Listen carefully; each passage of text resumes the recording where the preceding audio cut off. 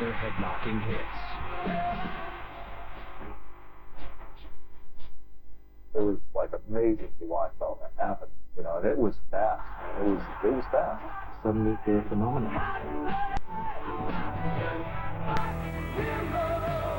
The band was the brainchild of English songsmith Mick Jones and found its voice in All-American boy Lou Gramm. Luke was really strong and hungry, great singer, and Mick had a great song sense to build this on. Blue morning, blue day, won't you see things my way? A union of perfect strangers, Foreigner sold more than 50 million albums, but their solid gold winning streak proved impossible to sustain. The more success we got, it got more intense. We started having arguments, and Dennis went to punch Mick. He was just bubbling over with anger.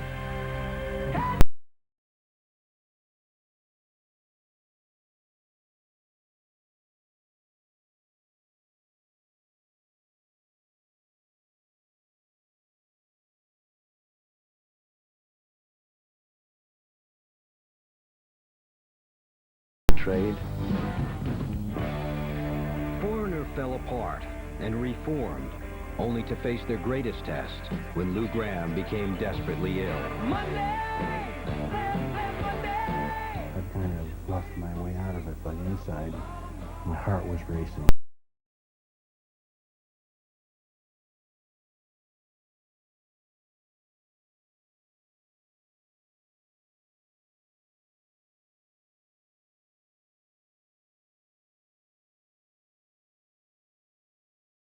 Now, from anonymous tunesmiths to arena titans, Foreigner, the story behind the music. Come on, buddy.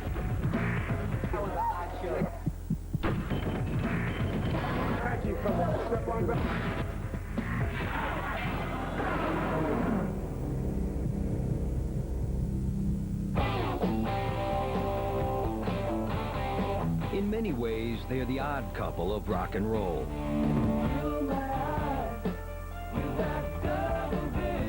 A British-born guitarist and an all-American lead singer who once shared little besides the desire to become Juke Box Heroes.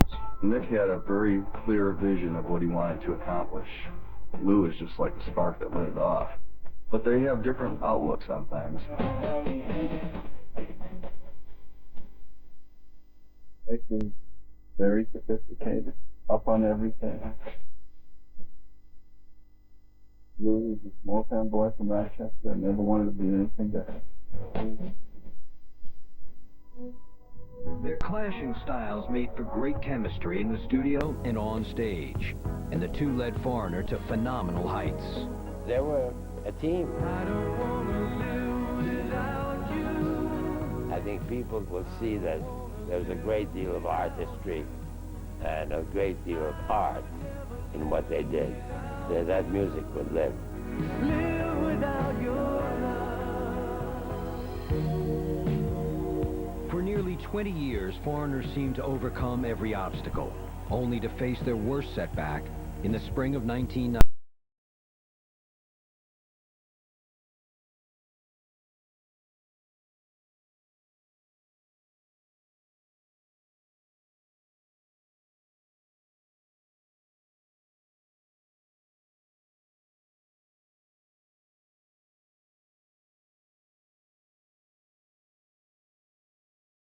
Out of the blue, it was like a brother, you know, something happening to my brother or something.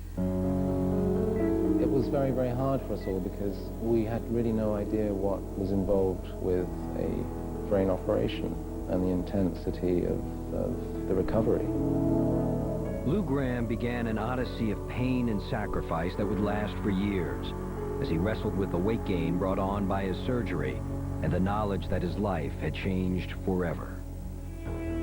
It's been a long, slow, tedious recovery, but for the most part, I'm doing pretty good.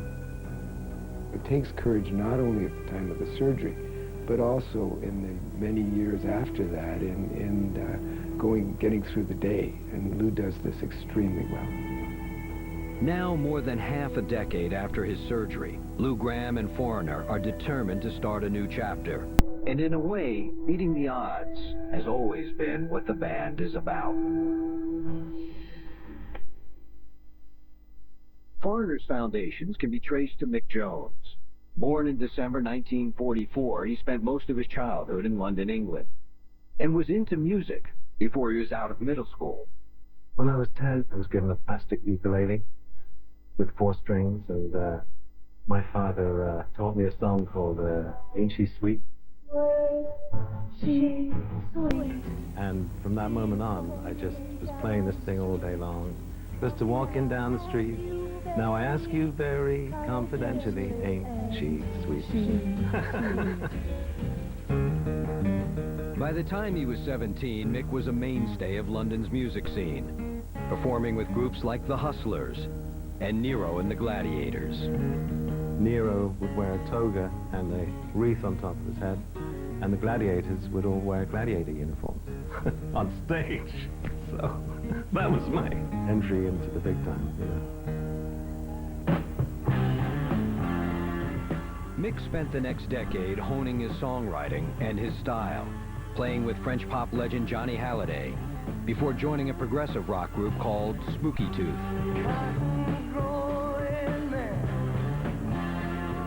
It was a really interesting fusion of soul and rock, great vocals, and that felt really like where I should be. But by 1975, Spooky Tooth had been defanged by flagging record sales.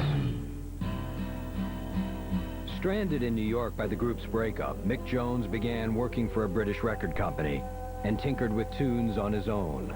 I'd become pretty disillusioned in a way. And then the songs started to come, you know. And I started to wonder, well, what am I going to do with these songs? I sort of got the idea that maybe it might be worthwhile trying to form my own band finally. Joined by veteran rocker Ian MacDonald, Mick began auditioning singers. But it took months until he found a voice to match his vision.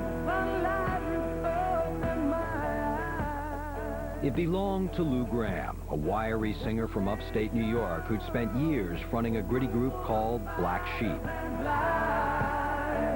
We would get off stage, and even with our sweaty clothes on, we would jump in our station wagon, and our suitcases would be in the back, and we would begin driving towards the next city. It was a grind because we weren't a top 40 band, and we had to play in every little hellhole we could find. But by the summer of '76, after 5 years and 2 albums, Black Sheep had decided to take a break, and Lou was in Rochester working a minimum wage job to scrape by. He was very down. He was down. But I told him, look, I said, something else will come along. I was cleaning the public safety building from 7 at night till about 11:30, and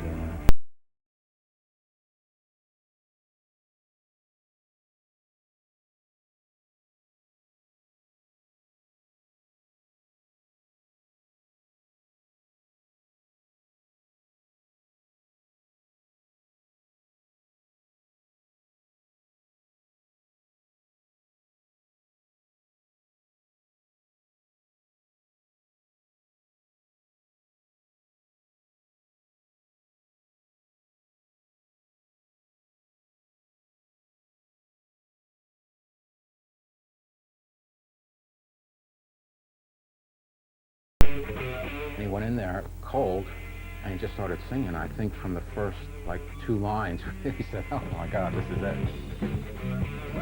By the fall of '76, Mick and Ian had assembled a 6-man band of American and British musicians.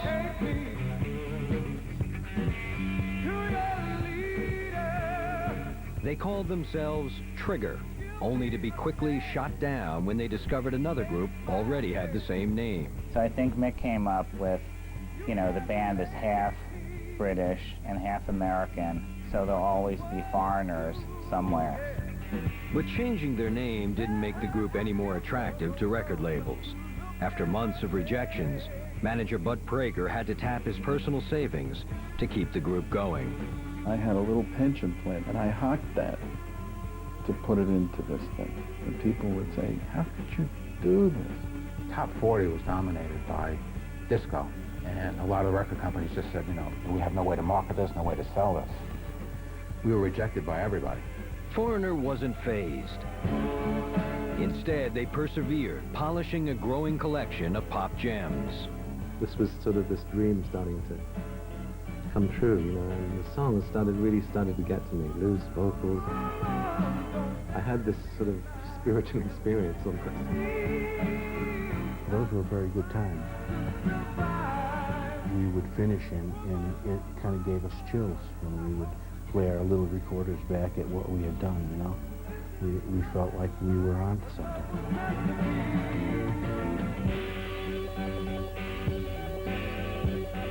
After hearing the tracks, Atlantic Records rep John Kolodner convinced the label to sign the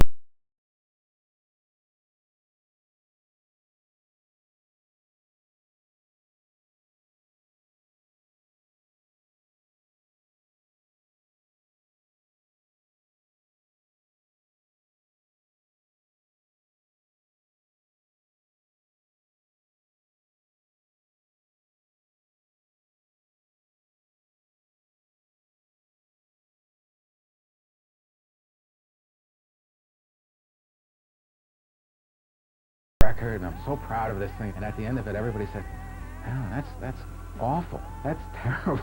I'm like, "Oh my God, what do I do?"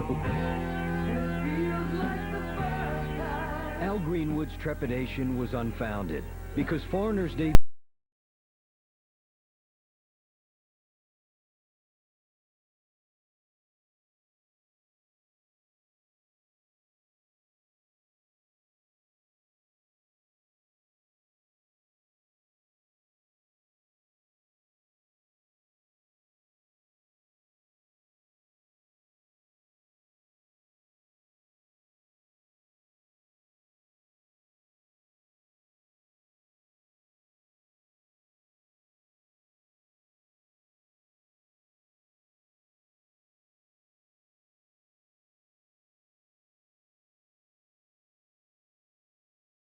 Suddenly we're a phenomenon. You're as cold as ice. with 3 smash hits, including Cold as Ice. The album would stay in the top 20 for nearly a year. And within weeks of its release, Foreigner's newfound fans were clamoring for a concert tour.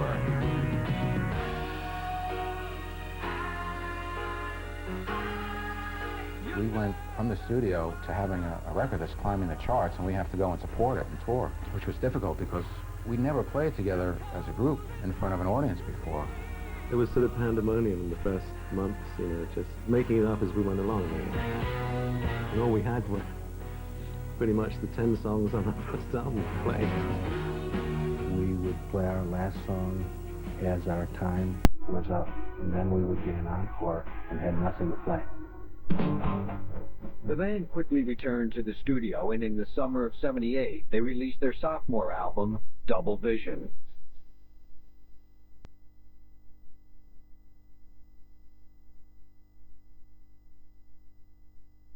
Headlined by an infectious hit called Hot Blooded, the record was packed with car radio classics, and it quickly went platinum.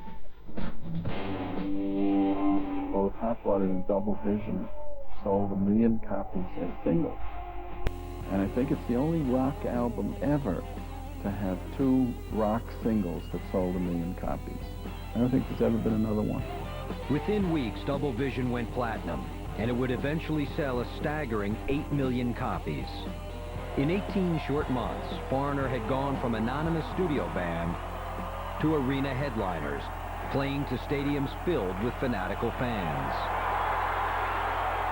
It was like amazing to watch all that happen, you know, and it was fast, man. It was fast, you know. It was very exciting. I goes off and the cigarette light is going on and everything. It's a great feeling. The lights would come on and there would be this roar. In that moment, was unlike anything else in life. I don't think there's anything you can equate it to in life as an experience.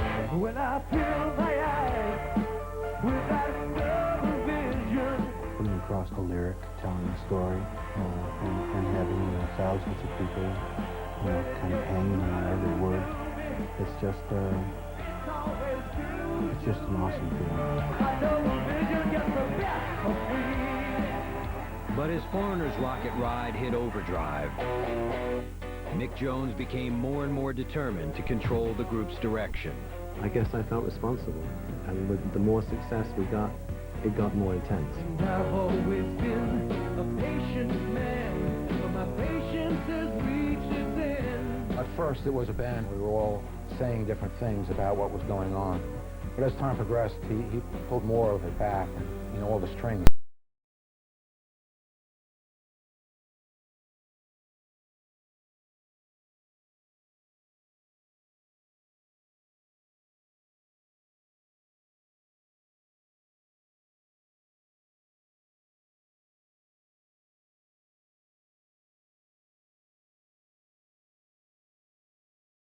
Caused a little tension. After growing quietly for months, that tension erupted in the fall of '78 when Mick criticized drummer Dennis Elliott after a concert in Kansas City. I told him that he'd been a bit sloppy that night. Got very loud, and Dennis went to punch Mick.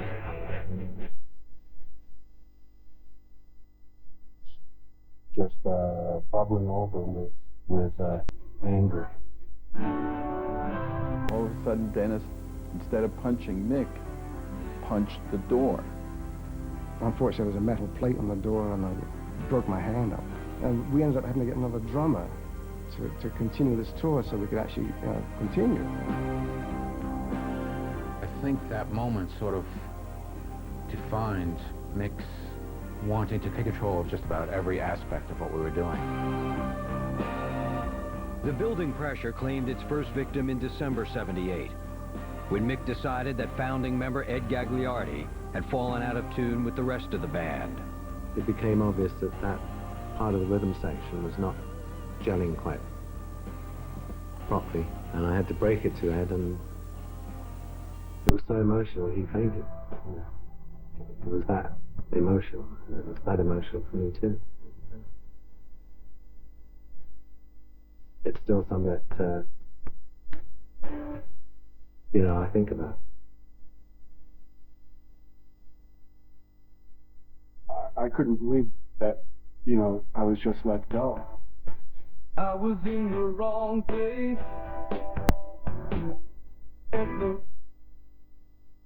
How do you break up success? Ed was replaced by bassist Rick Wills, but tensions within Foreigner continued to grow. And the group's songwriting suffered as they worked on their third album in the winter of '78.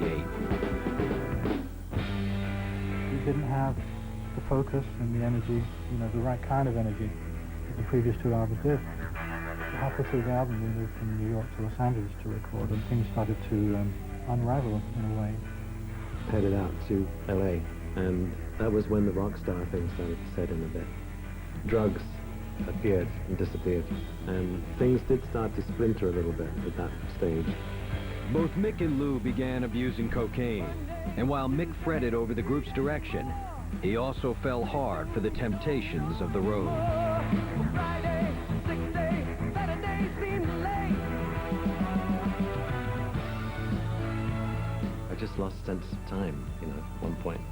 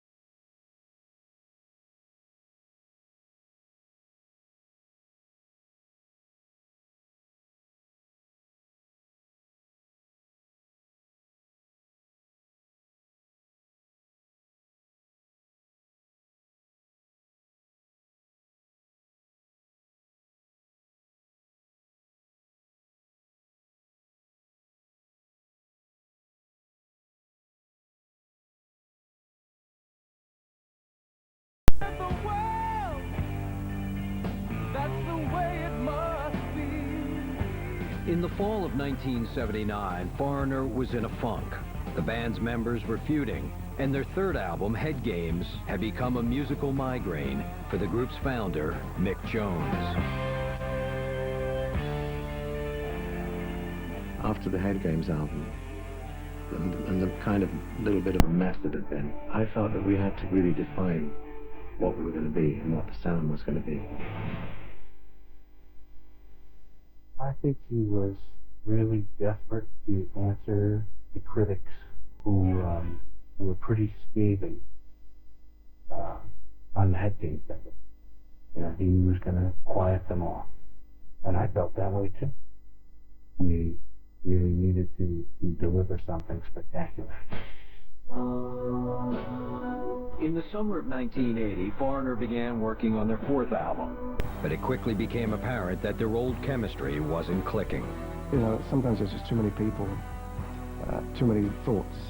And after 2 weeks, we realized that we needed a change, or we were just going to spin our wheels.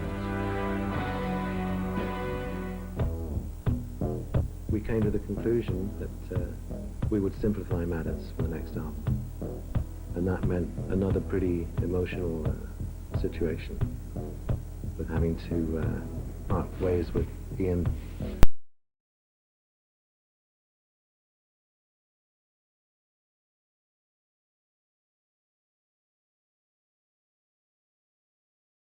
Were determined to streamline the group's sound, so Foreigner parted ways with founding members Ian MacDonald and Al Greenwood, and moved on as a foursome.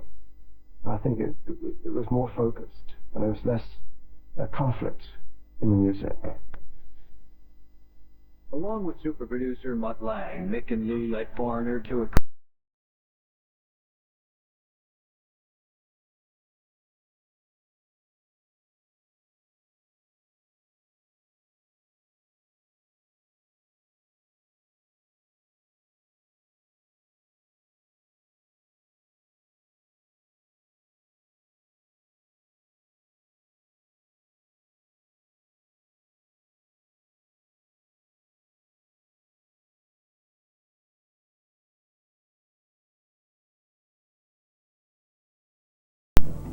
the real strong direction that I felt the band should be taking.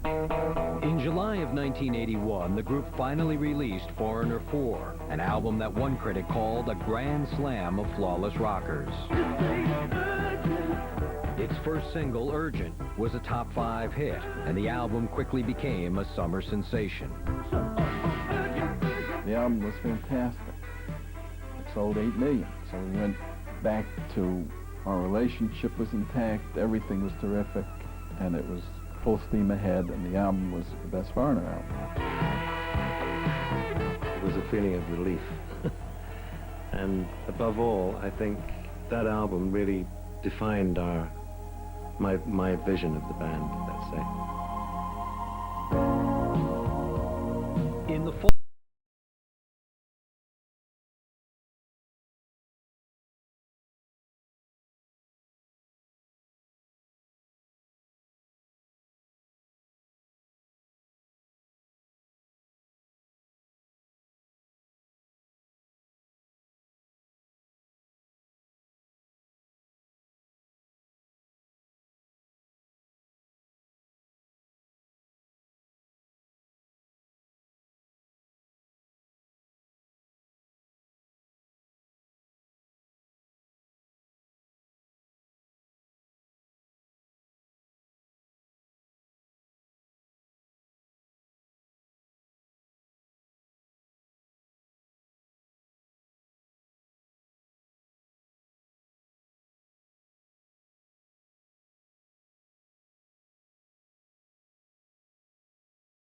Lou and I grew a bit apart during that time. We weren't getting together to write so much anymore. We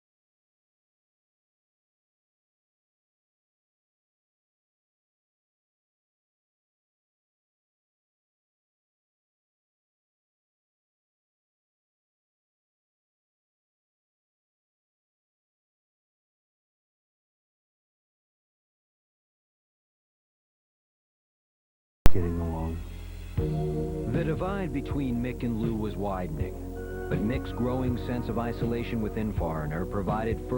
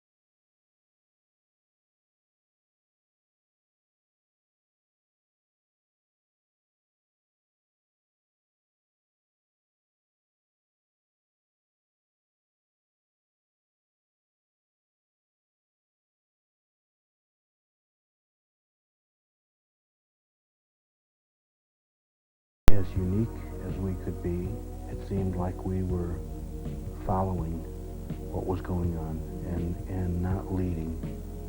I could feel at that point he was unhappy with the fact that we seemed to have lost our rock edge. I think that was the thing that started the breakup of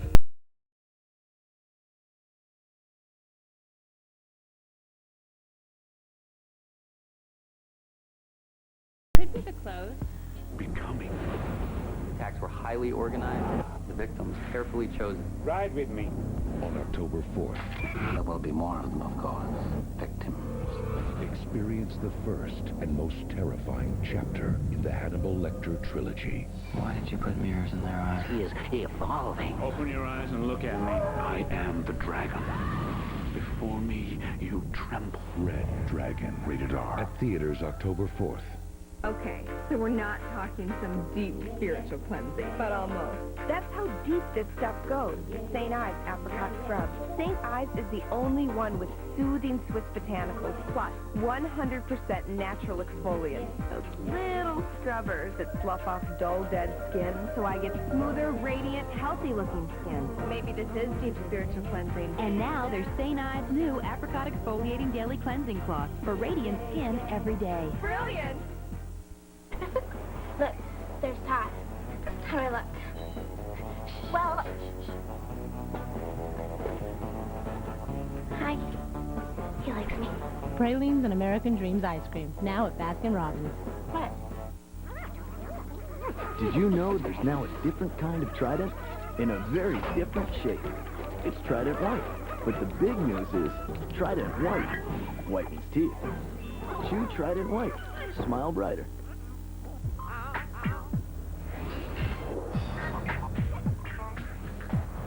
Introducing 3 grilled favorites on 1 sizzling skillet. Fajita chicken, shrimp, and barbecued ribs. Chili's new Fajita Trio.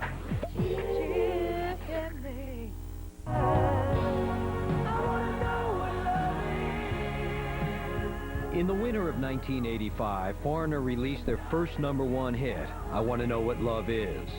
The song's mellow musings made a huge impression on the pop public, but it also widened a growing rift between founder Mick Jones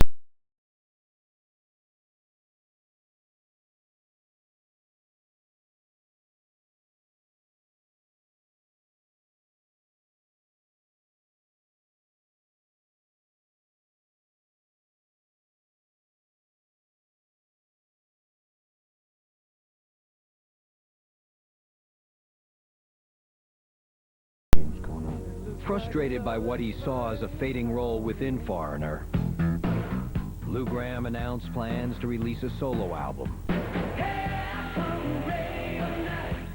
didn't feel that any of my songs were reaching completion. I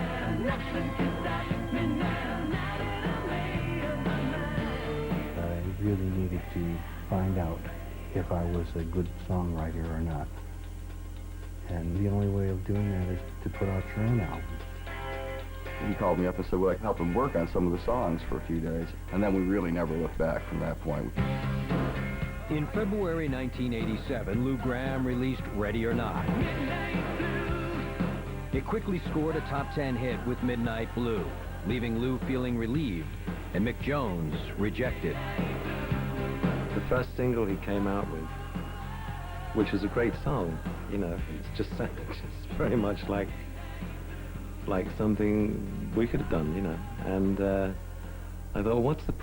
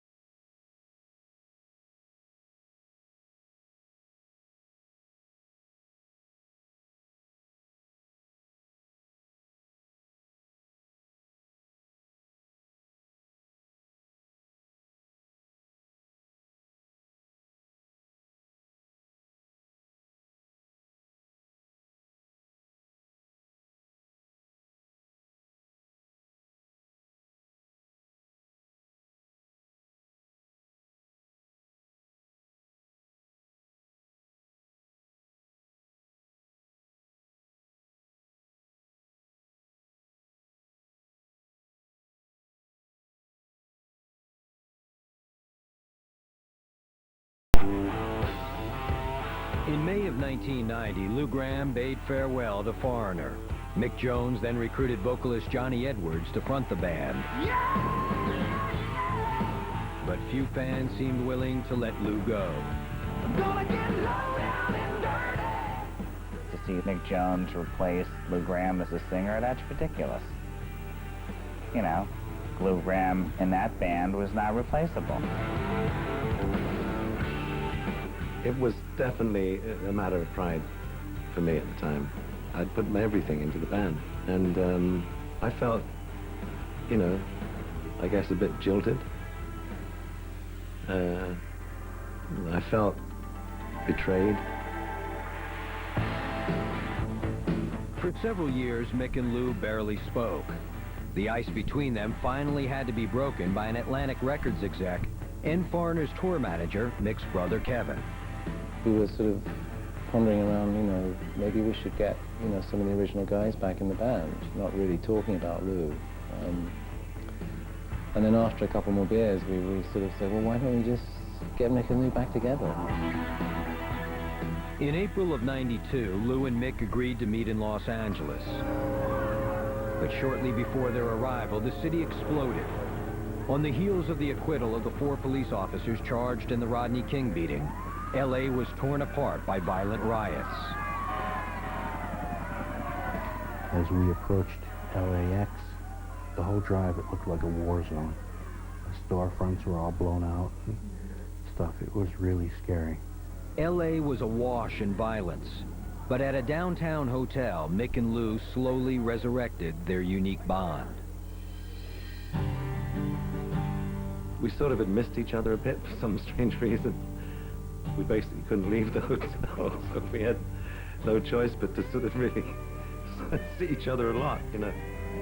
The riots and the things we were seeing on TV about what was going on in the city helped to show that the things we were arguing about were not so important compared to what was going on. The two agreed to make a fresh start.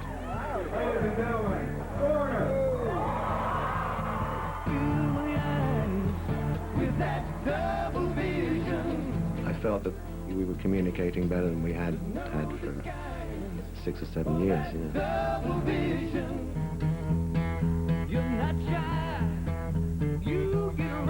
By the spring of 1997, Lou had quit cocaine and alcohol, and his commitment to the band seemed more solid than ever. But as Foreigner geared up for a tour of Japan, Lou suddenly began experiencing blackouts and bouts of memory loss. I mean, did you ever forget a phone number that you've dialed a zillion times? And then suddenly you just go blank and you cannot think of the prefix, let alone the other phone numbers? I mean, it just happens. Doesn't it? I would go to call my dad, and it's a number that I've dialed for 20-some years, and I would draw a blank. I sensed something was amiss here. He was repeating himself a bit. I would be stumped and kind of laugh my way out of it, but inside, my heart was racing. I knew something was wrong. After a series of excruciating headaches, Lou finally checked into a hospital in April of '97. And I went to a doctor here in Rochester and had an MRI. And they found a tumor the size of an egg. First I knew about it was that Lou's got a brain tumor. And my wife and I, first I think, were just devastated. Lou Gramm had been diagnosed with a non-malignant but potentially fatal tumor, shaking Foreigner to the core. He told me that he was going in for an operation within the week. And that was stunning. To get that phone call, it was so strange, and he sounded very solemn, you know.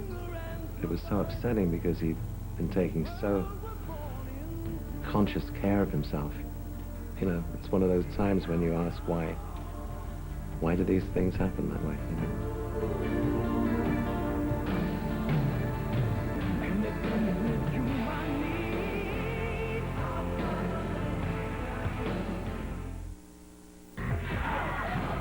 Want to learn more about Foreigner? Go to vh1.com for extensive info, including bios, news, albums, and more.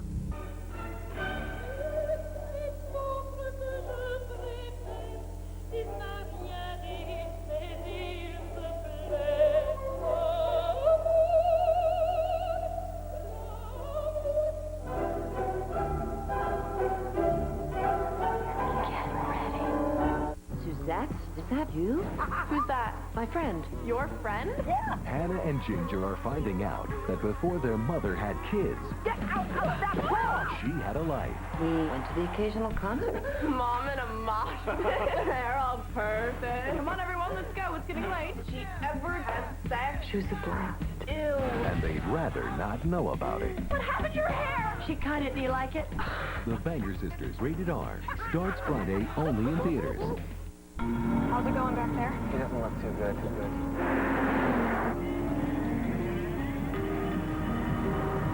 Right or left? Right. Look at me. Hold on, buddy. Hold on. Here we go. Why can't we just have a cat? Wednesday, UPN takes you on two very different trips. First, What are we waiting for? brace yourself for an all-new season of Enterprise. Then, reopen the door to the Twilight Zone. What you're about to see is impossible, but not here. Forrest Whitaker hosts another dimension for a new generation. Run! Wednesdays are out of this world. It all premieres at 8, 7 Central. You know, we're great together. But I found something new and more exciting. And it satisfies me in a way I never thought possible. Introducing Herbal Essences Fruit Fusions with an exhilarating new fruit fragrance and an exotic blend of organic fruit extracts for hair that's naturally beautiful. Yes! Yes! Yes! No. New Fruit Fusions, a totally organic experience with a fragrant twist. Yes! Intelligence is not limited to humans. Make a collect call, Mr. Frisky. Witness him dialing down the center of 1-800-CALLATT. Even he knows it's free for you and cheap for them. Save on every call. Dial 1-800-CALL-ATT for collect calls.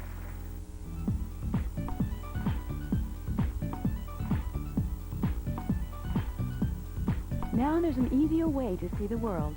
Just visit orbits.com, where finding the most low fares is easy. Now available. The biggest animated movie of the year Oh, I don't believe it! is finally on DVD and video. Isn't that nice? Disney and Pixar's Monsters, Inc. Own it now on DVD and video. Tommy. What did I tell you about riding without a helmet? What happens if you fall? You can get hurt. Now promise me you'll always wear a helmet. I promise. Good. Now climb up that ladder and get Daddy that dish. DirecTV Movers Connection. Leave your old dish and we'll install a new one with just a phone call. DirecTV. Happy watching.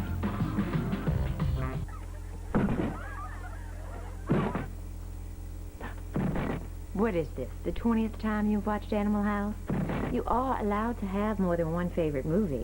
You have Blockbuster pay-per-view movies, right? So use it. Now, where was I?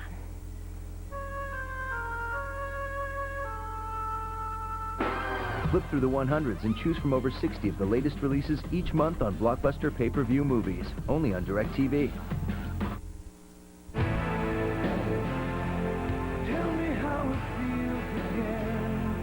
Foreigner had found new life in the spring of 1997, only to suddenly face their greatest setback when frontman Lou Gramm was diagnosed with a massive brain tumor. Within a week, that gravity of that situation was fully known, you know. I think it took me a few weeks to just even come to terms with it. I was deep in prayer. Let's put it that way. Searching for salvation, Lou happened to see a TV profile on Dr. Peter Black, a Boston neurosurgeon specializing in the removal of this type of tumor. I was on the phone to his office the next morning and was told that I should pack a small suitcase and get up there as fast as I could. Lou had a quite rare tumor. It starts in childhood and then just slowly grows over many years. It was a good time to have the tumor taken out, no question about that. Less than a week after learning he was ill, Lou was being wheeled into surgery. They cut open from here to the center of my skull and down to about here and peel it back. The surgery actually is done through a little opening that is here in the side of the head, and I can just gently lift the brain up, go to where the tumor is, take it out, let the brain relax down, and you never know we were there. In a grueling 8-hour operation, the tumor was removed.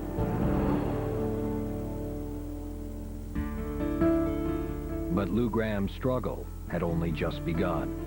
I think the first 3 or 4 months, I spent most of the day sleeping and eating. I put on a lot of weight. And really, it's been a long, slow, tedious recovery. Well, thank God, and he's still with us. And he's going to be with us for a long time. As Lou fought to recover, his brush with death made him realize how much he cherishes life. I think it's just really made me more aware of people and that I love my family, I love my friends. And, I just think life is precious and that I really want to live to be an old man. He's an example, I think, of somebody whose courage just overcomes any obstacles, and I think he's a terrific person. By the summer of '99, Lou felt well enough to tour again with Foreigner, inspiring Mick Jones to make a change in his own life. I was overdoing things a bit myself. So, not long after that, I actually went away to take care of myself. Mick has maintained his sobriety for over 2 years now. And the change in him is unbelievable. I mean, really unbelievable. So I'm feeling Lou Mick. I like him.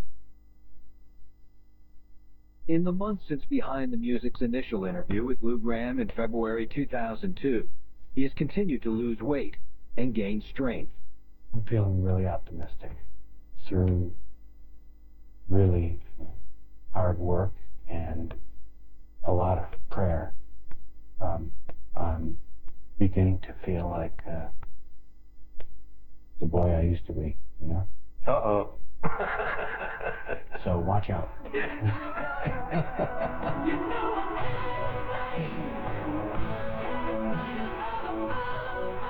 In the spring of 2002, Foreigner will celebrate their 25th anniversary with the release of the Greatest Hits album, and they're planning a summer tour.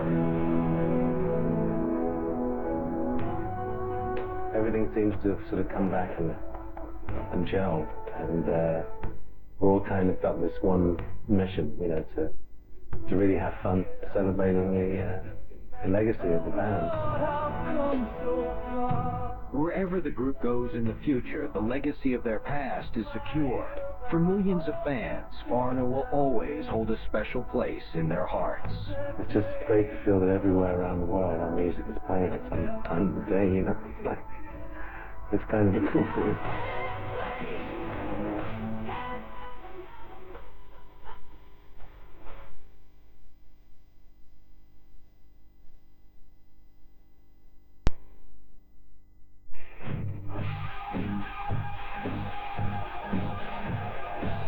Friday at 10/9 Central. It's the premiere of the VH1 News special, Hooked on Club Drugs.